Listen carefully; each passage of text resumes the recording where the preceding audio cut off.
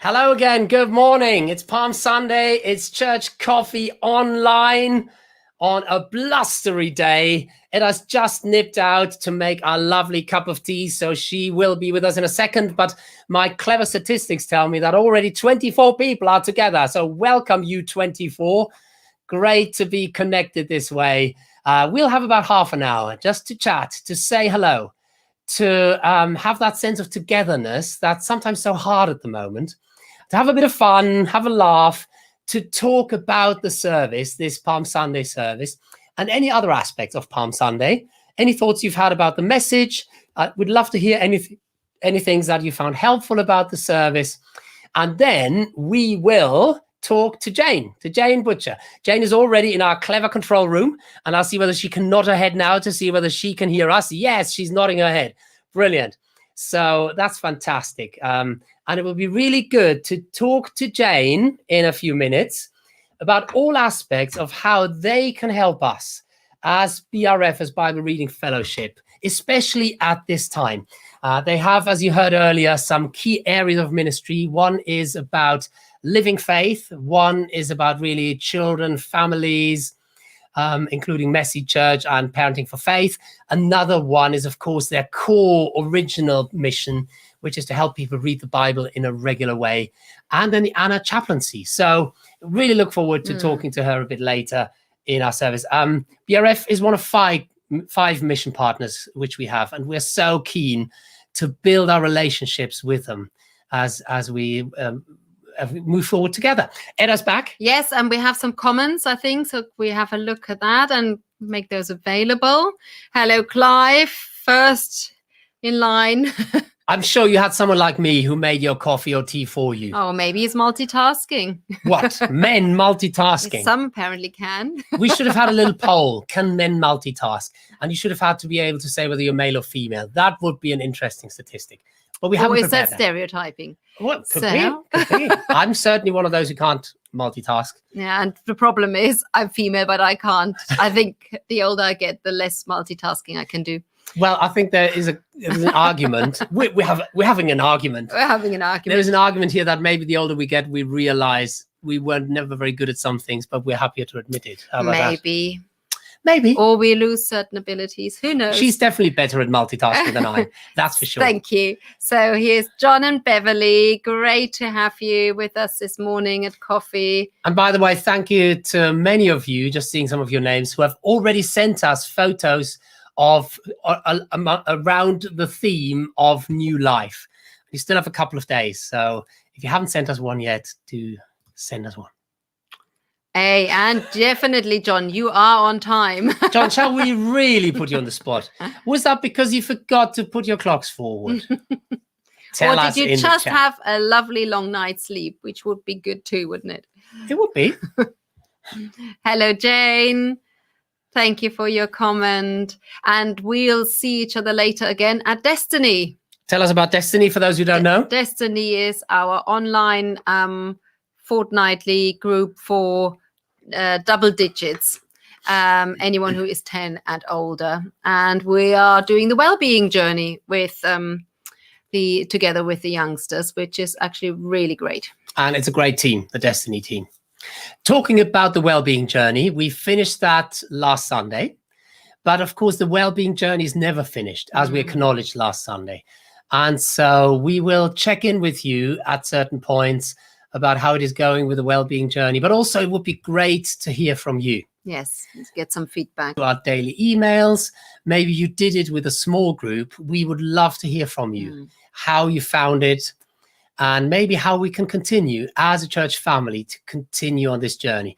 And I think it very much dovetails with another journey we've been on for more than a year now, or no, for just under a year. And that's, of course, the healthy habits. We haven't done a new one for a couple of months, but every other month we're trying to establish a new one of those 10 healthy habits. And that continues. And that, I think, dovetails really well with the well-being journey. Thank you, Caroline, saying thought-provoking talk from Namdi and lovely prayers from Sam. You managed to get her word in at the second attempt. It's like Twitter, is it? Does it cut off after a certain point? Well, sometimes, or you. Hello, Kathy. Great to have you with us, Kathy. Absolutely. Oh, there's lots more. Yes. I've lost my place. Great. Let's speed up here. Yeah, come on, let's go. Sam, Get good going. morning. And hello, Alex and James. And hi, Emily and Johnny. Great to have you with us at Brilliant. coffee. And hello to Italy, Amanda. Hello, Amanda. Great to have you with us. And hello, good morning to you, Michelle and Nick. And just so you know, in case you didn't see it in the chat, Namdi's with us and the whole Madukas are with us. So if you've got any specific questions or thoughts around the theme of being true to character as Jesus was, returning that colt of a donkey, integrity in our life, not just in leadership, but also especially in leadership. By the way, everyone is a leader somewhere. Please put it in the chat and then we can also get Namdi's response to that. Hi, Chris. Hi, Julie.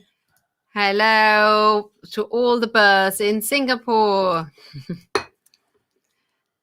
There you go. Jane has answered you, Edda. There we go. We're in the same boat then, Jane, eh? However, Michelle backs me up, just to say, and very kind, Michelle, to volunteer Nick for not being able to multitask. You know, it's good to volunteer your spouse. Hello, Joan. Great to have you with us. And Clive, thank you for sharing this thought. It's incredible to think that it was a year ago. Wow. And that shows us what a year we've gone through. Yeah. Yeah. Hallelujah. Thank the Lord for that. Yeah. And, you know, everyone who lives and breathes is still, for as long as we live and breathe, a gift from God to everyone around us, a gift from God to our church family, to your families and to the world. And you certainly are that, Clive. So we're so glad you're with us. Yes. And that you've recovered. Here, more to the theme of multitasking. Chris proves the opposite, that men can multitask. Sounds delicious, your coffee. Thank you, John, for owning up. This is integrity, John. Talking about the theme of Namdi's talk. Absolutely. Brilliant. You know, it's so important that we say, oh, got this wrong. And it's getting harder and harder, isn't it? And I think there's a little sermon coming on. No. Sorry, Edda. We need to have Jane. We will have her in a couple of minutes. I think as Christians, we have the privilege of being able to say sorry, haven't we? Because a Christian has learned to say sorry. That's how our Christian journey starts. We say, sorry, God, for living my life without you.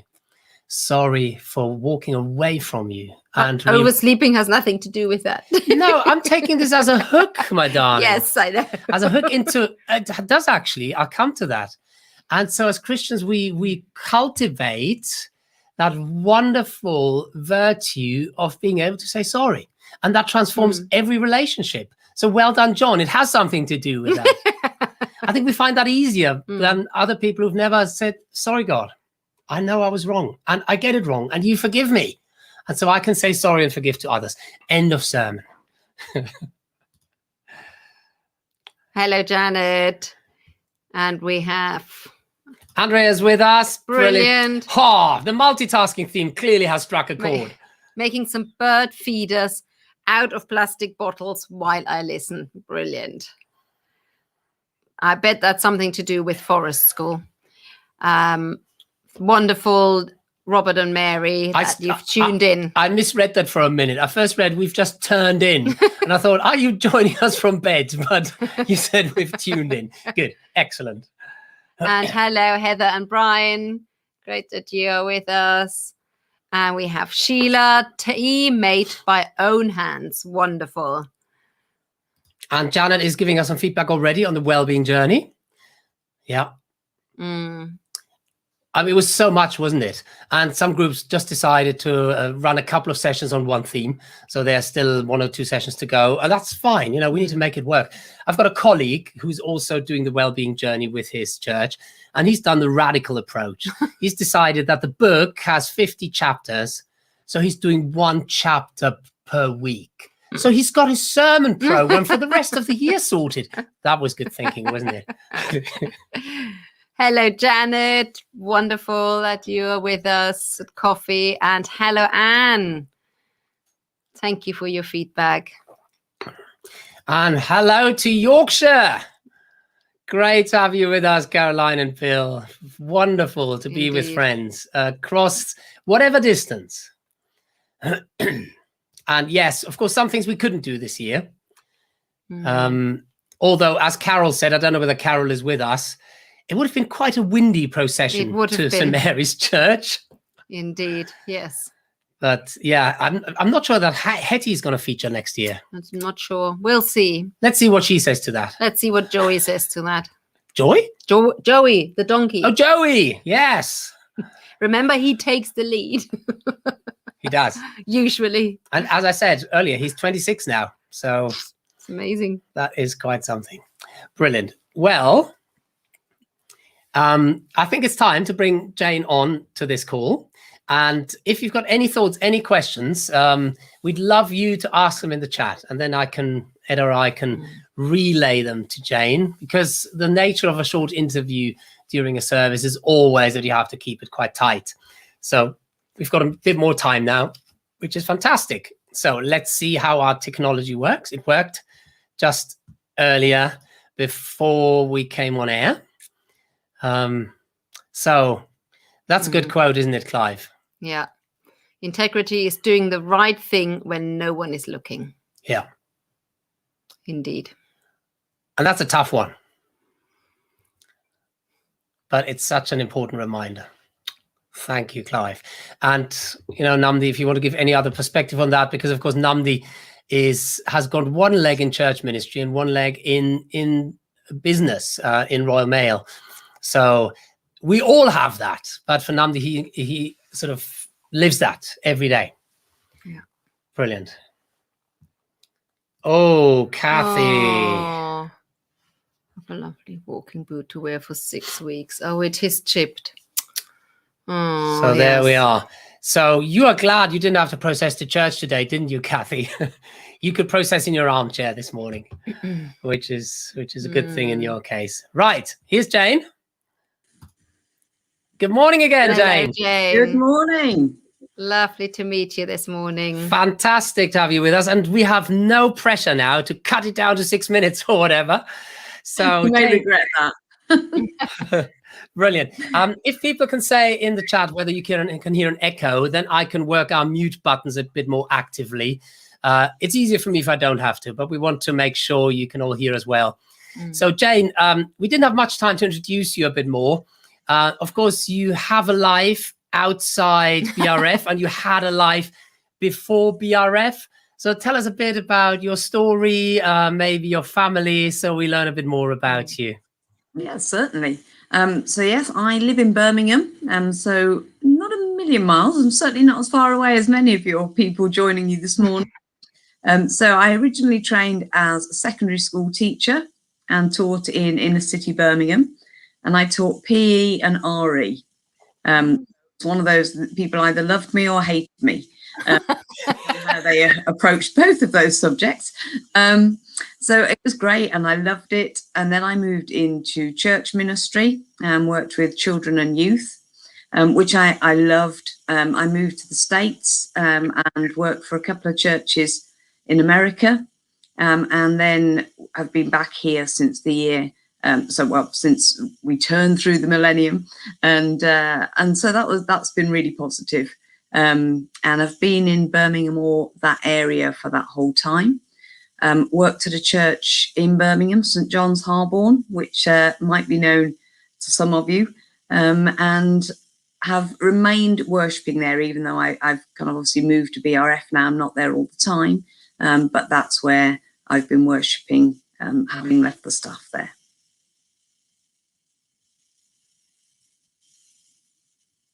Fantastic. Yes, we swapped notes about St. John's Harborne because the vicar there for many years was John Hughes, who these days, he was quite well known in his day. These days, he's mostly known for being the dad of Tim Hughes. And I think he told me that your daughter worships in Tim Hughes' church in Birmingham. She does, yes. So my daughter Katie is younger than Tim, but they knew each other when they were children growing up, and now she goes to Gas Street Church in Birmingham, where Tim is the lead pastor there.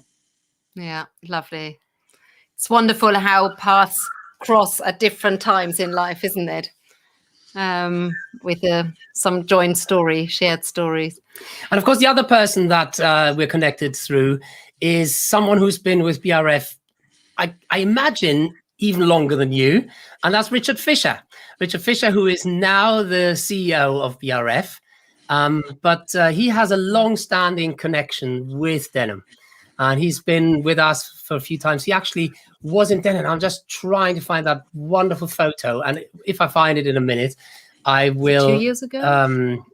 It was only in December 2019, last time. Right. So last time he was with us, he was at St Mary's in December 2019. But in 2007, he was actually at St Mary's to celebrate 50 years of Bible reading groups at Denham Parish Church. Isn't that incredible? And I'm going to show you a beautiful photo, because a lot of people will love seeing this photo. And it is a report in the BRF newsletter, whatever it was called in those days. And it's only a bad scan, but for people in Denham Parish Church, it will bring warm memories, and you will see a slightly younger Richard Fisher there, Jane. And I will try to bring that on now. Let's see how we can do this on the fly. While you're loading that, he does send his best wishes to everybody today. He knew that. Thank you. And so does send his best wishes. And I think, he's certainly been the longest serving member of staff at BRF. So I think we must be close to 30 years now that he's been with BRF. Wow. He certainly takes the medal. Yeah. Absolutely. So here is a little excerpt from the BRF magazine from 2007. And I'll just take our video off so we can all see that really well. So this is, many of you will recognize her, Stephanie Hillhouse, cutting a celebratory cake with Richard Fisher in 2007 in our vestry. Beautiful. Excellent. Excellent. So we're going to talk to you about some of the aspects of your work and what BRF does and how we respond to the current crisis. And please, yeah, exactly, Robert, exactly. That is the issue. Christoph. You can see how badly that goes. I can't help a lot with the technology. Just to do more stereotyping. Yeah, Jane, you are, as I said, you are one of 5 mission partners we are really excited to build relationships with. And one of the joys of lockdown has actually been to build a really close relationship with Samuel Pangari, who is in Togo, works for Wycliffe Bible Translators, another of our mission partners. So, yeah. I'm sure you were confused, Samuel. We get confused every time the clocks change. Time. And although, most clocks automatically change now these days, we still get a little bit stressed about it. So we have our first question from Julie, who is asking, what do Anna chaplains do? So Anna chaplains are, they're not necessarily ordained. They could be lay or ordained, working in a community. So some of our Anna chaplains are linked to a care home, and they might go in and lead services each week, lead activities, just build relationships with residents there. And that's open to everybody of all faiths and none. Or it might be they're out in the community. So they might visit older people in their homes to spend time with them, to talk with them, to pray with them, and to read the Bible with them. So it's very much a role that is created around an individual and their relationships with their community. And they're not necessarily a paid role. Some people do have it as part of their paid role, but a lot of them are volunteers. And Anna chaplains have Anna friends to support them. Similar work, but have a less of a time commitment. Thank you. So is there a structured process for someone to become an Anna chaplain? There is. I mean, it would normally be done through the individual's church. Mm-hmm. So it's the church that actually sponsors that Anna Chaplain. So BRF doesn't take an Anna Chaplain on board as a BRF member of staff, but it's very much linked to their individual church. And then BRF supports Anna Chaplaincy across the UK. And what does that support look like? How will these Anna Chaplains be supported from your side? So lots of resources available to them, gatherings together. Back in the old days, we used to run retreats and gather people together for a weekend. Now we do that online.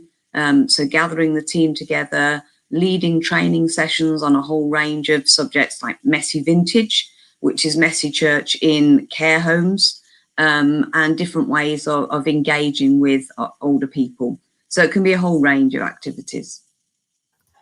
I love the messy vintage. It's brilliant. It's been so popular. People saying, I've never had the chance to do this ever before in my life, and I love it. Yeah. Brilliant. Absolutely brilliant. Yeah, Julie Loughlin agrees with you. Messy vintage sounds great. Well, we're all moving towards vintage, so something to look forward to. Messy vintage. Yeah. Absolutely. If you put a Google search in for messy vintage, you'll get lots of information about it. Yeah. And one of the things that we found as a local church, and many other churches have found that, was that actually connecting with children, youth and families during the lockdown was quite challenging. Partly everyone's zoomed out, partly parents are completely overwhelmed with homeschooling, this and that and the other, keeping a job down. And we've done something similar, Edda, haven't we, in terms of messy church in a bag? Yes, like at home bags, just sending some little activities, just making connection as a really kind of stepping point, rather than churning out more stuff for them to watch, to do. Yeah. And I think you're absolutely right. I think there's a lot of families now who are just not wanting to do Zoom anymore. And I think the key thing also is that it's the relationships that are really crucial during this time. And by sending activities home in a bag, you're keeping that relationship. So it's not only a way of nurturing faith, but a way of building that relationship so that when we can gather together again, we know where we're picking up. But it means we can keep in touch with how are people doing now. So that whole area of well-being, which is so encouraging to hear that the church is doing that. Our young people, our children, our young people are also, this is a key area for them, well-being during this whole time and coming forward from it. Yeah. Yeah. And so for parents who are listening to this now or later, who say, I'm interested in this concept of parenting for faith, but I'm not even sure I feel equipped. I think there was a strand in churches' lives where parents said, thank God that there is a church nearby who can help my children with the faith bit. In a sense, that got taken away to a degree through the lockdown. So parenting for faith has become even more poignant, hasn't it? Than it has before. So for parents who say, I'm not even sure I'm equipped to do this parenting for faith, although I would like to do it, how could they start? What would you say to them? I think the one thing I would say is there are resources available. So please don't think that you've got to start from scratch and create an amazing bank of resources and activities to do in your home. There are some really, really good websites available. If you go onto the Parenting for Faith website, you'll see a lot there. If you go onto the BRF website, if you want some kind of pointers, you're all welcome to my email address. So Christoph has got that. If there's anybody that wants to follow up on that, if you drop me an email, I'll happily signpost you to a number of other resources outside of BRF. Because one of the things I do as part of my role is to network with others, and I can signpost you. So I would recommend that you kind of look for resources. But the key thing I would say is take it one step at a time. Make sure you're comfortable with it. This morning, walking around the house, singing "We Are Marching in the Light of God," that's nurturing faith together. There's lots of fun things that you can integrate into your daily lives without feeling I've got to create things. Just talking about nature as you're outside. Which animal do you think God had the most fun creating? If you could create an animal, what would you call it? which flower do you think is the nicest one for you? Which one do you think God took longest to create? Just talking about things in everyday life is really important. And that's what I love about the Pounding for Faith podcast. I subscribed to it some months ago, and although we haven't got our own kids, I just love listening to Rachel.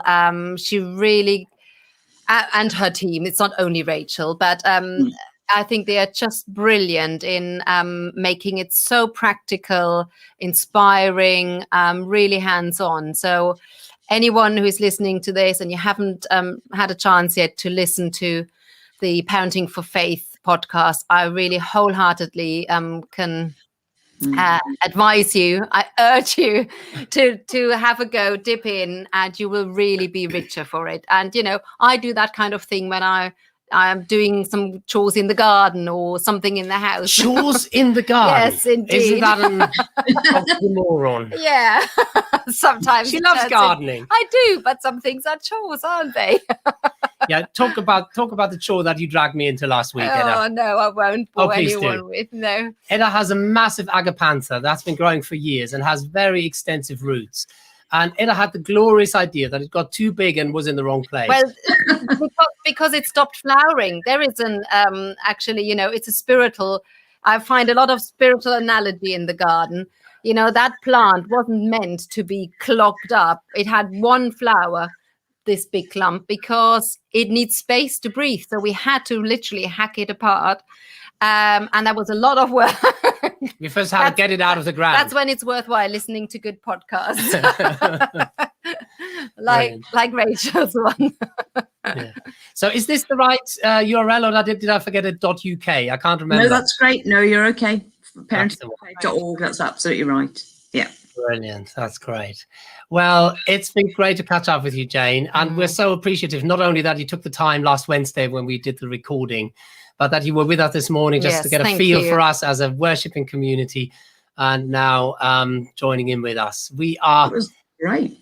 We're so keen being with you. It was so good to be with you this morning and to join in with what was happening. It just inspires people everywhere around the world. People from Singapore who were with you, somebody from the Isle of Man.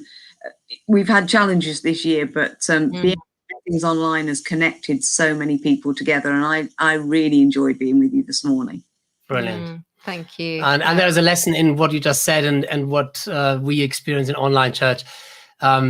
It goes through relationships, doesn't it? It's we have very few people randomly joining us, but the relationships we have, they are such a blessing, and everyone can be the presence, the sweet fragrance of Jesus in our lives where we are. And that's the encouragement for parents, as you said. We can just show them, not just tell them, we can show them what a life of faith looks like. We don't need to have a theology degree, and we can bless our children by living the life with them, and in our daily round, finding ways to engage them in growing in their own faith. Brilliant. Well, unless there is another question, we're going to let you go, do your lunch or whatever you're going to do next. I don't know what your Sunday pattern is these days. I think it's all very variable, isn't it? Sundays, every day kind of has its own pattern as it emerges, but I kind of think the exercise thing is calling. Some days that's an effort, and some days it's pleasant. So I think the exercise thing calls. Brilliant. Well, please give our best wishes to Richard. Will do. It's so good to establish this direct relationship with you, and we look forward to seeing you again very soon. Yes, maybe one day at St. Mary's. Yes, let's keep working towards that. That would be great. Yeah, brilliant. Thank you so much. God bless you. Bye. Bye. Great. Well, and on that theme, maybe at St. Mary's. Remind us about pattern for next Sunday, Edda. Oh, this is like a test. So next Sunday, 9:30, physical service at St. Mary's. Physical? Are we going to do exercises? On site? On site, that's the word. I thought something is wrong. On-site service at St. Mary's, 9:30. And please take some time to admire the beautiful roses. I can't tell you, when I was yesterday walking around the site with the quizzes. It's just amazing. I assume it's John who's done a lot of work with working the ground of each rose bush. It just looks amazing. So it's worthwhile noticing. And talking about the roses, just a reminder that we still have some roses which are unadopted, which haven't been sponsored yet. And it's a lovely way, actually, to remember someone who you miss, someone who passed away recently or some time ago, by sponsoring one of our rose bushes. You can talk to Victoria, call her in the office, write her an email, and you can find out more from her. And 10:30 online service, Easter Sunday. Family service. And the 9:30 service is morning worship, and then afterwards there is an opportunity to go back into the church for Holy Communion. Yeah. So that's coming up. Please, from tomorrow morning, Victoria will be sending out an email for those of you who are on our mailing list. And then you can just simply sign up and click on to book a place in that. If you are not on our mailing list, that's one of the real advantages to be on our mailing list, that you just get the updates from us as and when. So if you're not on our mailing list, if you didn't receive an email yesterday evening about this service this morning, you're not. That's the simplest way to find out, because I sent one at 9 o'clock or so. Then just go to this URL, denhamparish.church/new, and you can sign up to get updates in the future. Great. It's probably time for all of us to either do some exercise, like Jane, or to cook our lunches or get the lunch ready. What's for lunch? Not sure yet. Leftovers. Excellent. I like leftovers. Great. Something quick. Did you want to say anything briefly about the Easter eggs behind us? Oh, the Easter eggs. Yes, I did mention that last week. The as some of you know, we have they look nice. a crew that have made lots of lovely homemade felt Easter eggs, bigger size, smaller size, these chicks. And as it's a very seasonal product, I thought we mention they are available. Here's the price. Just get in touch. And, I can leave the basket outside the door and you can come and pick what you would like. And then put the money in a letterbox? Yes, exactly. Okay. Or transfer through the church bank account. Again, I can individually tell people that if you're interested. But it's a nice thing to also send through the post because it's light and flat. So there you go. First class letter. That was the commercial break. Great to see you all. Have a good Holy Week. We start with morning prayer tomorrow morning on our YouTube channel. And let's walk. What time is that? It's available from 6 o'clock in the morning. So it's not streamed live. So whenever you're ready in the morning, you can just watch that. Take care. Have a special Holy Week. See you soon.